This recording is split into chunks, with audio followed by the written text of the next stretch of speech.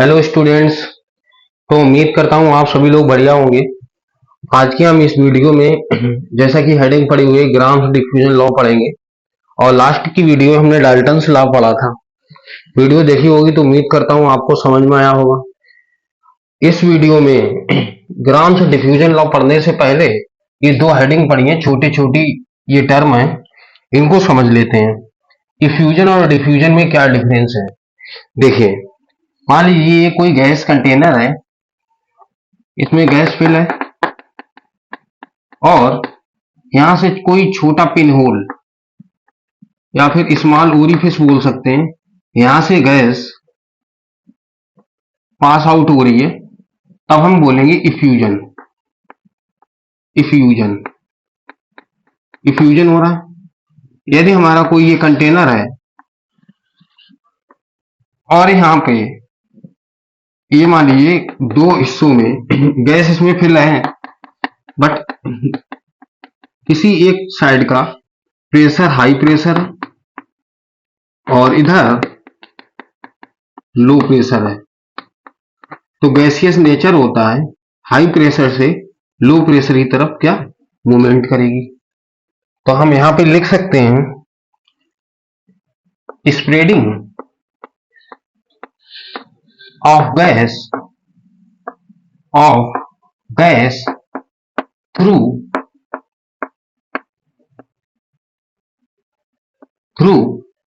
A small orifice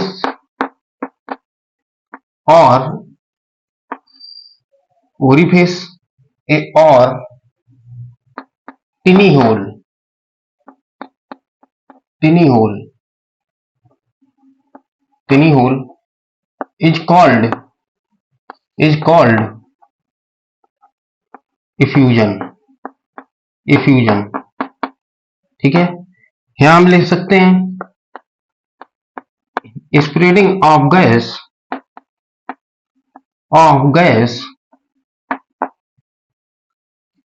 high pressure to low pressure is called diffusion.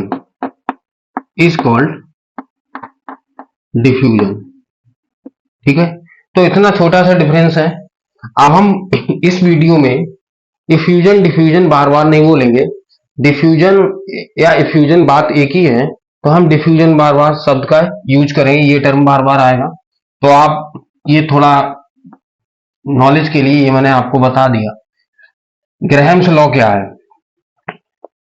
According to Graham's law,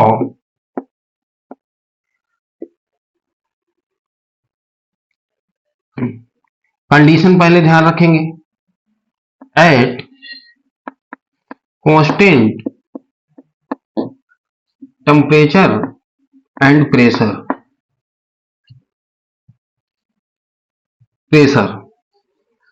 A gas rate of diffusion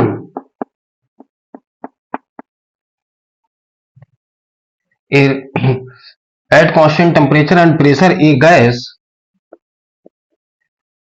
of diffusion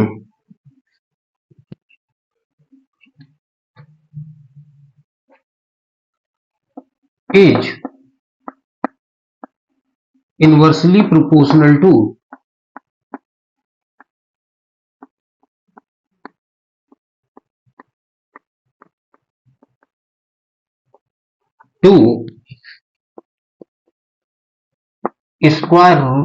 square root of density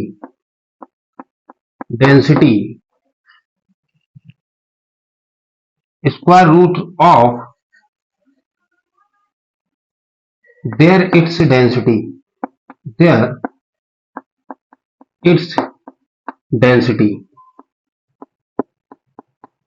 density Graham sir ने बताया यदि किसी gas का diffusion होता है तो उसका जो रेट, डिफ्यूजन रेट जो है वो स्क्वायर रूट ऑफ डेंसिटी के इनवर्सली प्रोपोर्शनल टू होता है। तो ये हमारी लैंग्वेज लिखी हुई है, थ्योरी। यहां पर हम मैथमेटिकल समझते हैं। आप कॉपी पेन लेके बैठिए, जो पॉइंट इंपॉर्टेंट लग रहा है वो नोट करते रहिए। अभी रेट ऑफ डिफ्यूजन प्रोपोर्शनल 1/रूट डेंसिटी, इसी को हम ये भी लिख सकते हैं अंडर रूट मॉलिक्यूलर वेट। इसी को हम थोड़ा इधर समझिए। अभी हमने वेपर डेंसिटी आपको पढ़ाया नहीं है, सॉल्यूशन चैप्टर जब हम पढ़ाएंगे तब हम आपको वहां पे वेपर डेंसिटी डिस्कस करेंगे। तो वेपर डेंसिटी का भी छोटा सा फार्मूला देख लीजिए। वेपर डेंसिटी इक्वल होता है मॉलिक्यूलर वेट या मोलर मास डिवाइड बाई 2, ये होता है।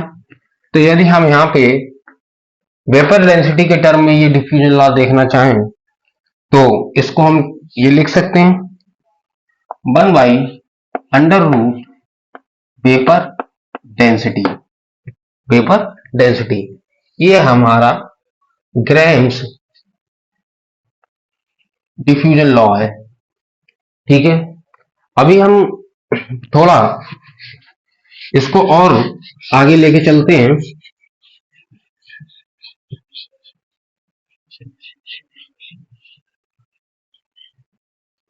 यहां देखिए, ये जो रेट ऑफ डिफ्यूजन है इसकी बात हम करते हैं। ये पोर्शन की हम बाद में बात करेंगे, इधर का बाद में। पहले हम यहां बात कर लेते हैं रेट ऑफ डिफ्यूजन। यहां पे समझेंगे,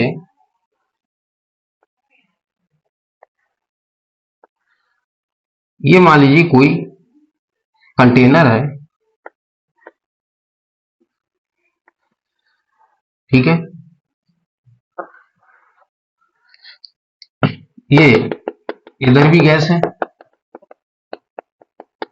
और इधर भी गैस है। यहां पे इसको मान लेते हैं ये हाई प्रेशर है और ये लो प्रेशर है। गैस का flow high pressure to low pressure होगा, ठीक है। तो हम रेट अगर बोलना चाहें तो पर यूनिट टाइम के लिए बोलते हैं। पर यूनिट टाइम में जो अमाउंट गैस का क्रॉस होगा ये कह सकते हैं। तो पर यूनिट टाइम में ये डिफरेंट डिफरेंट टर्म में बोल सकते हैं। कैसे बोल सकते हैं? पर यूनिट टाइम में गैस का वॉल्यूम जो डिफ्यूज हुआ, पर यूनिट टाइम में गैस के मोल्स जो डिफ्यूज हुए, या हम बोल सकते हैं पर यूनिट टाइम में गैस का प्रेशर ड्रॉप्ड किया।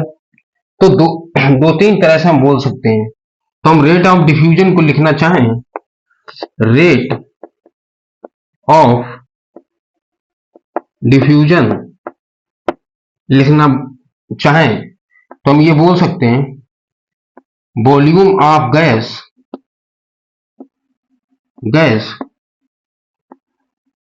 पर यूनिट टाइम बोल सकते हैं। या इसी को हम बोल सकते हैं, इक्वल का साइन लगा लीजिए, इसी को हम बोल सकते हैं moles of gas diffuse per unit time. Moles के टर्म में भी बोल सकते हैं, वॉल्यूम के टर्म में भी बोल सकते हैं।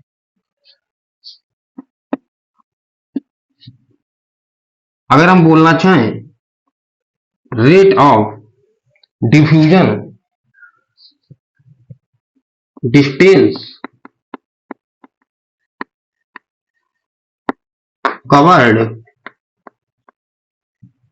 बाई गैस पर यूनिट टाइम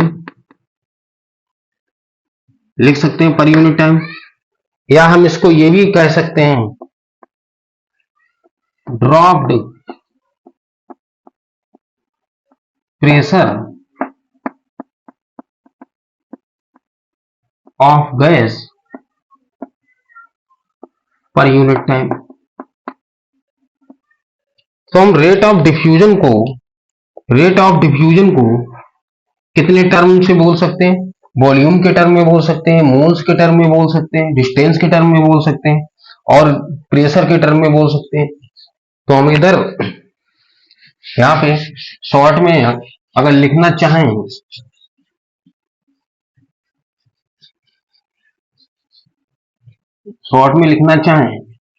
तो किस तरह से लिख सकते हैं? तो ये वाला जो टर्म है इसको हम चार तरह से लिख सकते हैं। Volume divide by T, small T हमारा टाइम है। इसको हम लिख सकते हैं डी, डिस्टेंस लिखते हैं, distance divide by time. Pressure, dropped pressure unit time, या हम बोल सकते हैं एन, स्मॉल एन मतलब मोल अपॉन टाइम। तो हम इतने टर्म से रेट ऑफ डिफ्यूजन को जानते हैं या जान सकते हैं। ठीक है, ये नोट करिए, ये इंपॉर्टेंट बात है। क्वेश्चन में डिस्टेंस की बात करेगा, वॉल्यूम की बात करेगा, तब हम डिफरेंट कंडीशन से डिफरेंट रेट ऑफ डिफ्यूजन यहाँ पे रख सकते हैं और ये इनवर्सली साइन से हम न्यूमेरिकल सॉल्व करेंगे, है ना। अब देखते हैं केस फर्स्ट क्या हो सकता है। केस फर्स्ट देखने से पहले एक स्टार पॉइंट बनाते हैं। इस स्टार पॉइंट को थोड़ा देखिए। रेट जो होता है ना, रेट ऑफ डिफ्यूजन, इसके लिए आप एक फार्मूला याद रखिए, Avogadro number pressure into a मतलब क्रॉस सेक्शनल एरिया है, root 2 pi M into T R T. ऐसे कर लीजिए तो थोड़ा बोलने में ठीक सा लगेगा। ठीक है, ये हम बोल सकते हैं। तो आप ये फार्मूला याद रखिए, ये डेरिवेशन होता है, कहां से आया आपको ये लेना देना नहीं, आपको ये पता होना चाहिए। ठीक है, अभी यहाँ पे जो अननोन टर्म है उनको जान लेते हैं क्या क्या है। यहाँ पर पी तो प्रेशर है, ये तो लगभग पता है सभी को। ये क्रॉस सेक्शनल एरिया है, क्रॉस सेक्शनल एरिया, और आर हमारा यूनिवर्सल कांस्टेंट है, यूनिवर्सल गैस कांस्टेंट। ये हमने पढ़ाया आप लोगों को, इसकी डिफरेंट वैल्यू भी आप लोगों को बताई है। टी हमारा एब्सोल्यूट टेम्परेचर और एम मोलर मास बोले या मॉलिक्यूलर वेट बोले, एक ही बात होती, इसी को हम मोलर मास कहते हैं, मोलर मास। ठीक है, तो यहां से दो केस बनेंगे, इसको हम हटाते हैं और डिफरेंट केस, हम दो केस पढ़ाते हैं डिफ्यूजन लॉ में, जिसमें हमारे नीट और जेई के सारे न्यूमेरिकल्स क्या हो जाएंगे, कवर हो जाएंगे। ठीक है, तो केस फर्स्ट समझिए पहले, केस फर्स्ट। ठीक है, if temperature comma pressure and area is constant, जब हम प्रेशर, टेम्परेचर और एरिया को हम कांस्टेंट रखेंगे तब हमको क्या इक्वेशन मिलेगी। तो यहां से देखिए थोड़ा, हम इसको कांस्टेंट किए, ये हमारा एवोगाड्रो नंबर पहले से कांस्टेंट है, ये प्रेशर जो है इसको भी हम कांस्टेंट रखे हैं, ये आर यूनिवर्सल कांस्टेंट है, पाई हमारा ये वैल्यू कांस्टेंट है और टी हमने कांस्टेंट कर रखा है। तो ये वैल्यू बची तो अभी हम देखना चाहें तो रेट लिखना चाहें तो 1 बाई मॉलिक्यूलर वेट लिख सकते हैं। इनिशियल एंड फाइनल कंडीशन के लिए लिखना चाहें तो हम इसको R1 R2 equal to molecular weight of final molecular weight of initial condition ये लिख सकते हैं। और ऐसा यहां से थोड़ा इसको हम रफ करते हैं, इसको हटाते हैं।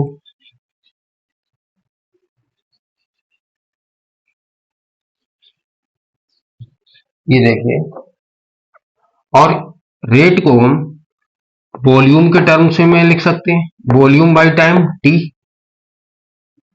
तो ये इक्वल हम कर सकते हैं मॉलिक्यूलर वेट, यहां पर डेंसिटी भी हो सकता है, आप लोगों को पता है।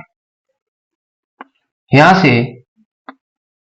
B1 B2 मल्टीप्लाई, अभी यहां पे ये डायरेक्टली इसके रिस्पेक्ट में ये इनवर्स का रिलेशन है। So T2 divide by T1 equal to under root molecular weight of final condition divide by molecular weight of gas initial condition. ये लिख सकते हैं, ये लिख सकते हैं।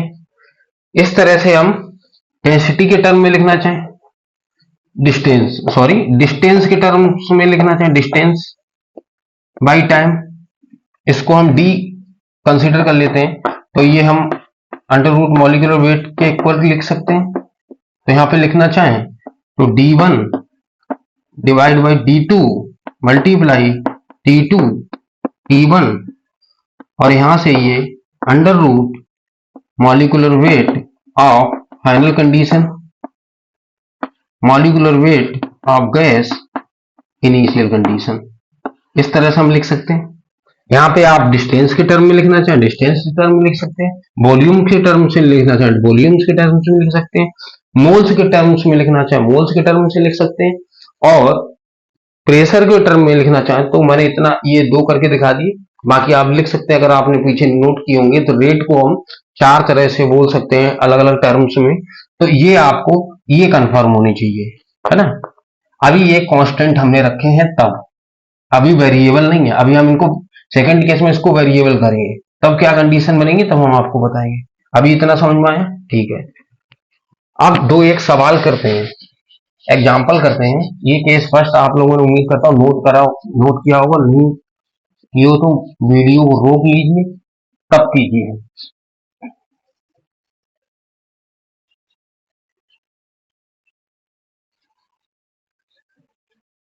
अभी थोड़ा देखिए, एक एग्जाम्पल देखते हैं। Rate of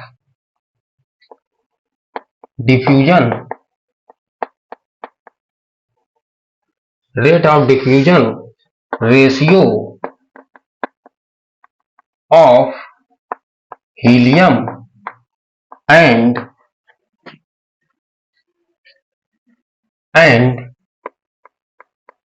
marsh gas will be. हमको रेट का रेशियो बताना है, रेट की बात की है, रेट ऑफ डिफ्यूजन। तो हमें अभी कोई भी टर्म के बारे में नहीं सोचना है, हमने पढ़ा है R1 R2 मॉलिक्यूलर वेट। यदि हम फर्स्ट गैस से अलग अलग गैस के बारे में बात करते हैं तो मतलब इनवर्स का रिलेशन है, तो 2 मॉलिक्यूलर वेट गैस फर्स्ट। तो यहां से ये लिख सकते हैं R helium, rate of helium, rate of methane equal, यहां पे मीथेन का मॉलिक्यूलर वेट कितना होगा, 12 4 16 हो जाएगा 16 डिवाइड बाई हीलियम 4। क्या हम इसको इस तरह से लिख सकते हैं 4/2 डिवाइड करेंगे तो ये 2 रेशियो 1 आ जाएगा। वन आ जाएगा। एक एग्जांपल और देखते हैं, find out the rate of diffusion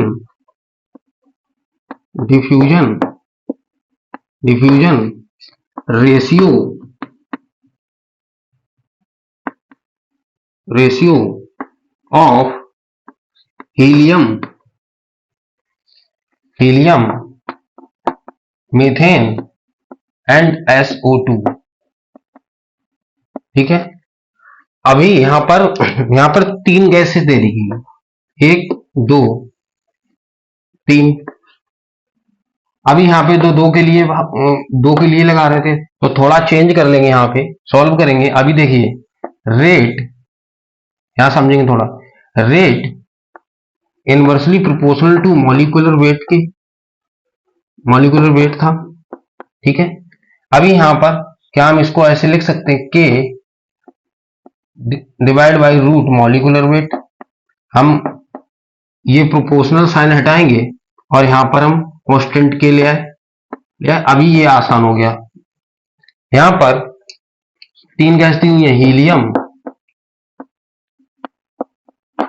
methane, sulphur dioxide.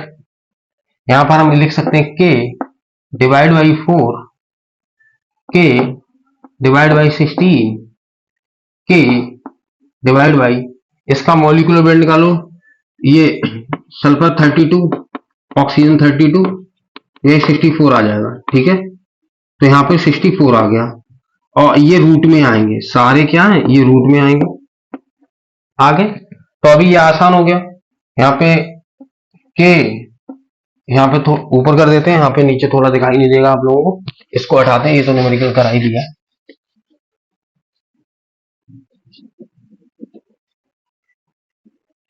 ठीक है, यहां पर देखिए, इसको हम लिख सकते हैं के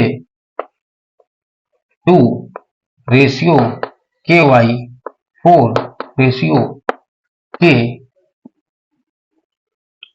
8। अब इसमें सब में क्या करेंगे, रेशियो निकालेंगे, तो बड़ी संख्या के क्या मल्टीप्लाई कर देंगे।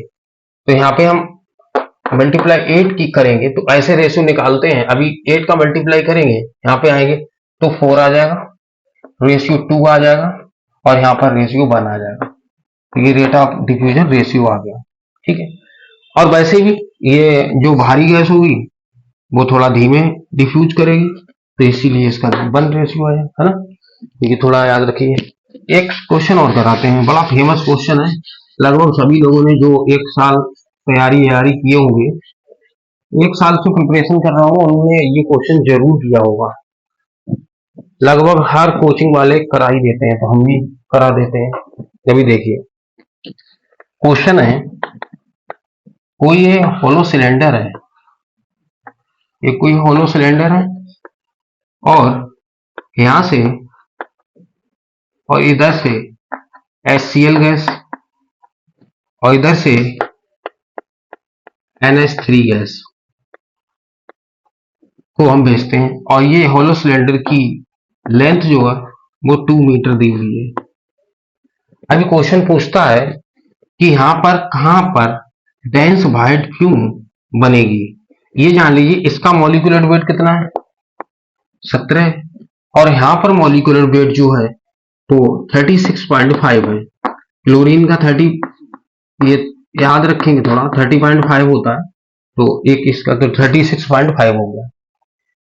अभी ये गैस थोड़ा मॉलिक्यूलर वेट इसका ज्यादा है, इसका मॉलिक्यूलर वेट कम है, तो कौन सी गैस ज्यादा तेज दौड़ेगी, इसका मॉलिक्यूलर वेट कम है, मॉलिक्यूलर वेट जिसका कम है वो ज्यादा तेज दौड़ेगी, क्योंकि ये हल्की है। ये तो कंफर्म है कि ये कहीं गैस इस हाफ पार्ट से कहीं इधर कहीं मिलेगी, क्योंकि ये ज्यादा दूरी तय कर लेगी। ये थोड़ा भारी है, थोड़ा धीरे से चल के आ पाई, यहाँ पे कहीं हाफ से थोड़ा अगर हम अमोनिया की तरफ से बोले तो हाफ से थोड़ा दूर यहाँ पे कहीं पे ये डेंस फ्यूम मिलेगी। तो डेंस फ्यूम की बात करें तो ये डेंस फ्यूम किस चीज की डेंस फ्यूम है? जब हम अमोनिया और HCl की रिएक्शन कराएं, अमोनियम क्लोराइड बनता है, अमोनियम क्लोराइड। इस ये व्हाइट फ्यूम में व्हाइट फ्यूम बनाता है, ये व्हाइट फ्यूम होती है, डेंस फ्यूम होती है। तो वही पूछ रहे हैं कि इन दोनों की रिएक्शन कहां पर होगी, ये डिस्टेंस हमसे पूछी गई है। तो हमको ये फाइंड, अभी लिख लीजिए, find distance, find distance where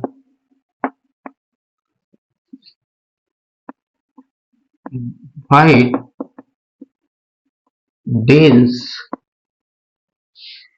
fume are appeared, ये पूछ लिया गया, डिस्टेंस पूछी गई, फ्यूम लिखिए, फ्योर नहीं लिखा हुआ है, फ्यूम, फ्यूम, ठीक है ना, फ्यूम। अभी यहाँ इसको थोड़ा ऊपर सॉल्व करते हैं, ये क्वेश्चन एग्जांपल हम कराए, ये देखिए थोड़ा, इस इस डिस्टेंस को हम x मान लेते हैं और बची हुई डिस्टेंस को हम 2 माइनस एक्स कर लेते हैं। ये पूरा 2 था, बची हुई जो बची है वो 2 माइनस एक्स हो गई। अभी डिस्टेंस के टर्म में अगर हम रेट को बोलें तो हमने अभी बताया था डिस्टेंस टाइम के रिस्पेक्ट में बोला था, तो यहाँ पे लिख सकते हैं अंडर रूट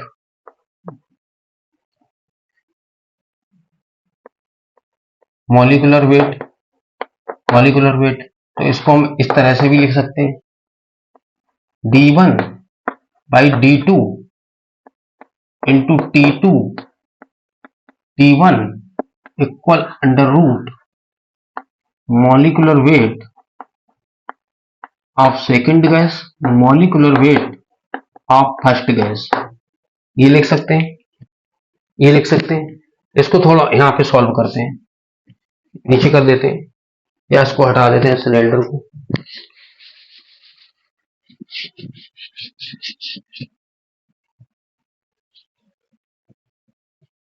अभी देखिए यहाँ पे D1 हम इसको कंसीडर कर लें तो x बाई 2 माइनस एक्स लिख सकते हैं। टाइम, टाइम हमारा क्या है, टाइम हम इक्वल मान के चलते हैं, ये दोनों टाइम t कंसीडर करते हैं तो टाइम हमारा टर्म कैंसिल हो जाएगा।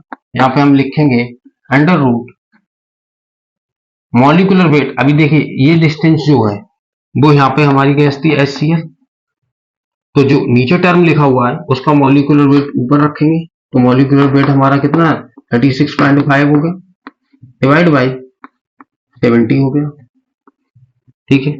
x माइनस 2x लिख सकते हैं, इसको डिवाइड कर दीजिए, ये लगभग अंडर रूट 2.15 टाइम्स जाएगा 2.15, ठीक है ना। इसको हम कंसीडर कर लेते हैं, थोड़ा कंसीडर करके भी चलना पड़ेगा, इसको 2.25 कर लेते हैं, ठीक है ना। तो ये अगर हम इसका रूट निकालेंगे, ये तो 1.5 का आ जाएगा, रूट आ जाएगा, x equal to 3 minus 1.5 x लिख सकते हैं, ये टर्म इधर लेके आएंगे पॉजिटिव हो जाएगा, पॉजिटिव हो जाएगा 2.5 x x 3 x equal to 3 by 2.5, ठीक है ना। कितना आएगा, पॉइंट हटा दीजिए, जीरो बढ़ा है, 1 टाइम जाएगा 5.2, ये मीटर आ जाएगा। x की वैल्यू आ गई हमारी 1.2, तो ये दूरी, ये जहां पे डेंस फ्यूम बनेगी, ये डिस्टेंस जो आएगी वो 0.8 मीटर आएगी, और ये जो डिस्टेंस आएगी 1.2 मीटर आएगी, है ना। इस तरह से हम सॉल्व कर लेते हैं। तो डिस्टेंस के हमारे, हमने बोला था डिफरेंट डिफरेंट टर्म्स में रेट ऑफ डिफ्यूजन का पता होना चाहिए, रेट ऑफ डिफ्यूजन को हम डिफरेंट डिफरेंट टर्म्स में बोल सकते हैं, ठीक है। तो ये हमारा, ये कंडीशन हमने जब लगाई, जब हमारा केस फर्स्ट जो था उसमें हमारे वेरिएबल्स सारे थे, कांस्टेंट थे। अभी केस सेकंड को हम देख लेते हैं। केस सेकंड की बात करते हैं। Case second, if temperature, pressure and cross sectional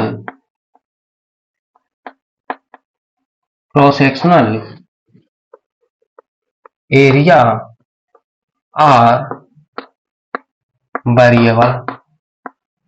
ये वेरिएबल अभी हमने कर दिए। तो हमने बोला था, ये केस पढ़ने से पहले एक फार्मूला बताया था आप लोगों को।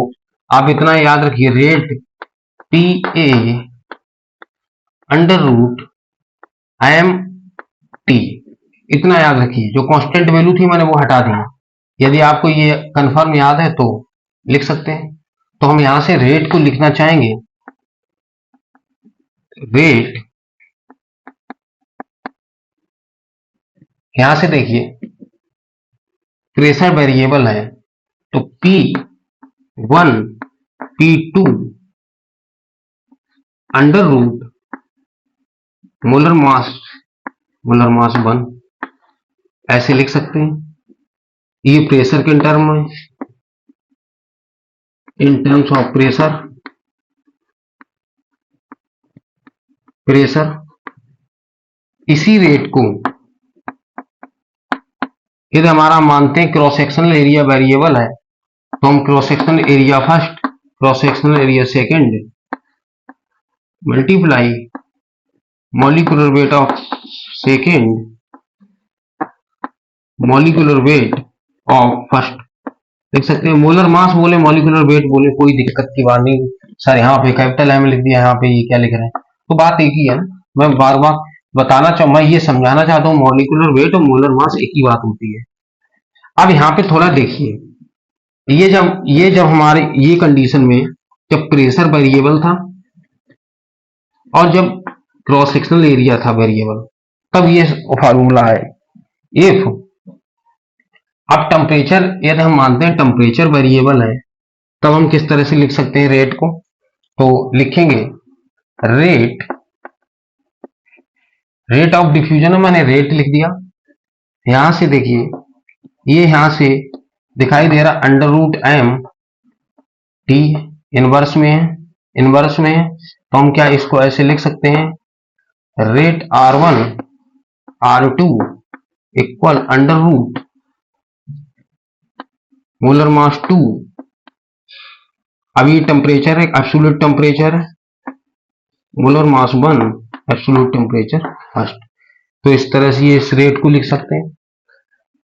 यहां पर एक मोल्स का टर्म नहीं दिया गया। हम वेरिएबल मोल्स वेरिएबल करें तब एक केस नहीं बनता, इसी में स्टार पॉइंट बना के नोट कर लेंगे। हम इसको यहां से हटाते हैं, मोल्स के टर्म में और देख लेंगे कि प्रेशर के टर्म्स में क्या, ये क्रॉस सेक्शनल एरिया और ये हमारा रेट जब हमारा टेम्परेचर वेरिएबल हो। यहाँ पे एक if moles of gas are varies करेंगे, देन रेट ऑफ डिफ्यूजन क्या हो जाएगा, तो ये आप याद रखिए अलग से, रेट ऑफ डिफ्यूजन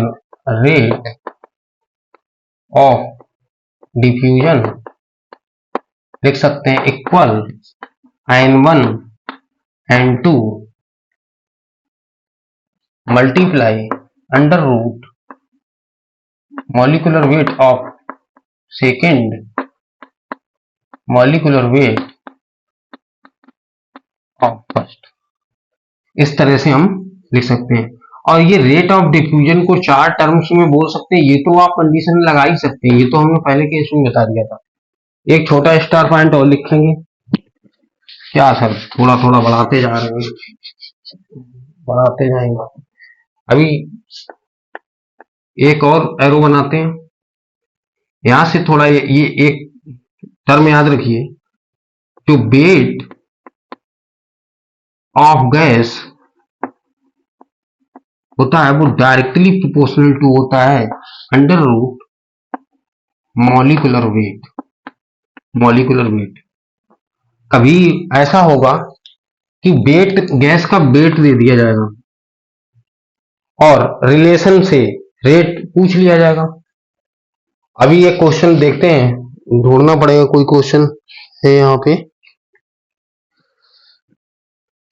हाँ ठीक है, क्वेश्चन देखते हैं, एक एग्जांपल कर लेते हैं इस बेस पे।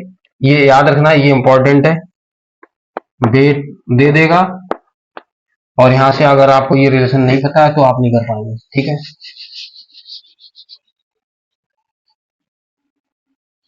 एक एग्जांपल देखते हैं।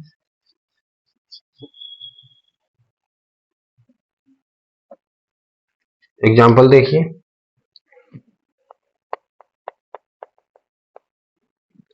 24 gram of H2, 24 gram of H2O vapour, vapour diffused in 5 seconds, diffused in 5 seconds, 5 seconds. Find the mass of O2, mass of O2 diffused in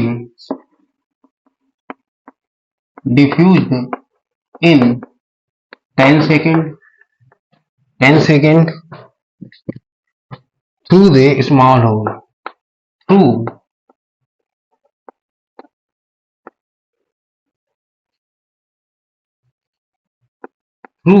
the small hole। Effusion हो diffusion हो क्या फर्क पड़ता है, जो question पूछा गया वो ध्यान दीजिए। अभी यहाँ पे वेट दे दिया H2O का और O2 का वेट पूछ लिया गया, टाइम दिया हुआ है, तो टाइम के रिस्पेक्ट में रेट अगर यदि हम लिखना चाहेंगे तो रेट 1/, ये वॉल्यूम यहाँ पे कर सकते थे, डिस्टेंस कर सकते हैं, यहाँ पे हम मोल्स के टर्म्स में बोल सकते हैं, प्रेशर के टर्म्स में बोल सकते हैं, डिवाइड बाई टाइम ये लिख सकते हैं। और ये सब कुछ इक्वल होता है 1/, inverse proportional to molecular weight, ये होता है। अभी यहां से हमको पता चल गया molecular weight directly proportional to होता है वेट के, वेट ऑफ गैस, ये हमने बताया अभी आपको। तो हम क्या इसका रिलेशन यदि बनाना चाहेंगे टाइम के साथ तो यहाँ पे ऐसे लिख सकते हैं क्या, वेट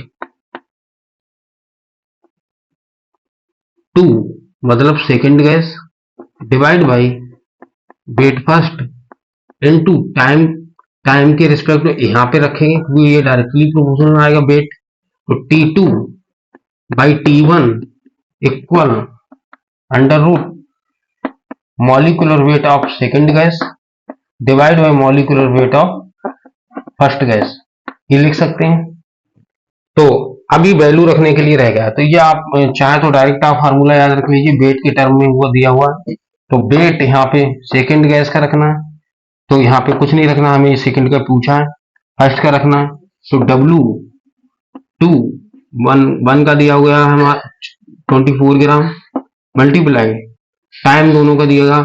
अभी यहाँ पे T2 ऊपर रखना है, तो T2 हमारा कितना था 10 सेकेंड, ये हमारा 5 second equal molecular weight.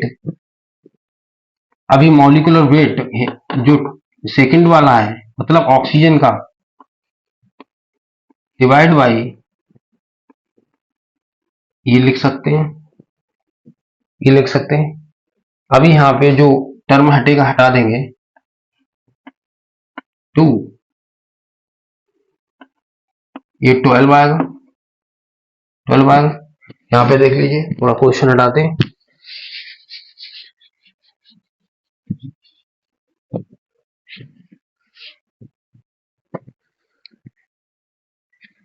Twelve आएगा, सॉरी, ये जो मॉलिक्यूलर वेट हम रखे हैं ना, ये 18 नहीं है, ये वहां पे H2 वेपर नहीं है, वहां पे H2 हाइड्रोजन गैस है, वो हाइड्रोजन गैस है। अब लेकिन कोई दिक्कत नहीं है, अगर मैंने H2 वेपर ले लिया तो वेपर रहने दीजिए, क्या पता क्वेश्चन आपको मिले, कहीं देखने को मिल जाएगा, कहीं से लिया गया है। तो इसको हम इस कैलकुलेशन को करते हैं, W2 by 12 equal under root 32। अभी कितने, 2 से काट दीजिए, सबसे पहले 9 आ जाएगा। इसका अंडर रूट निकालेंगे तो क्या हम इसको 4/3 लिख सकते हैं, 4/3। अभी इसमें कोई प्रॉब्लम नहीं रह गई है। 12 इंटू 4 डिवाइड बाई 3, तो इसका 16 ग्राम वेट हमारा आ गया ना, 16 ग्राम वेट आ गया। तो इस तरह से हमने ग्राम से डिफ्यूजन, अब इसमें कुछ भी बचा नहीं। आयलन, कोटा, जिधर के कोचिंग के नोट्स आपको मिले और डिफ्यूजन लॉ देखें तो कमेंट में जरूर करके बताइए कि कहीं कंटेंट कम तो नहीं रह गया।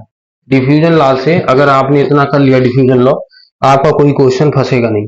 हमने 2 केस में पढ़ाया, अलग अलग डिफरेंट टर्म में डिफरेंट केस बने हुए। आप एक बार रिवाइज करेंगे, ढंग से समझ में आ जाएगा। ठीक है, आज के लिए हम इतना ही रखते हैं, नेक्स्ट वीडियो में कोई नया टॉपिक लेके आएंगे। Thank you very much.